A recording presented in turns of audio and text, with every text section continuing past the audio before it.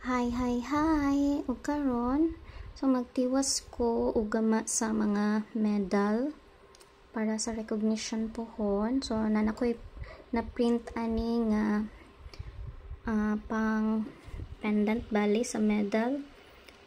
So karon ako ani siyang i-cover og photo top. So kani nga photo top is the glossy one. So sa unang technique ani kay butngan man to og scotch tape nga dagko.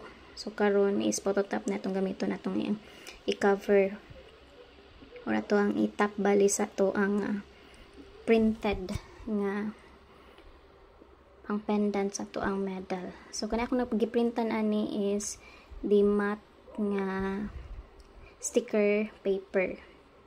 So karon natong ikat og tagsa-tagsa kay wala man tay cutter, circular cutter. So mano-manohon jud ni cut tagsa-tagsa. So dayon ana, of course ipapilit kay sticker man tong atong giprintan. So ipilit siya sa ato ang acrylic medal. So kani akong acrylic medal, so tulon ni siya balik ka color sa iyahang murag lace ba ana. So natay green, ay purple, then naapod tay sky blue ba na or powder blue.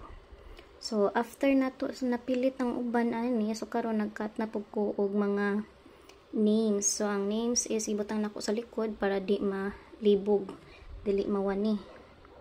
So di magkabaylo-baylo. So man ni ato ang napilta na og mga names sa luyo sa ato ang acrylic medal. Ug man ni ato ang output. So natay green, nay blue, ug naapod tay purple. So mara to. Bye-bye.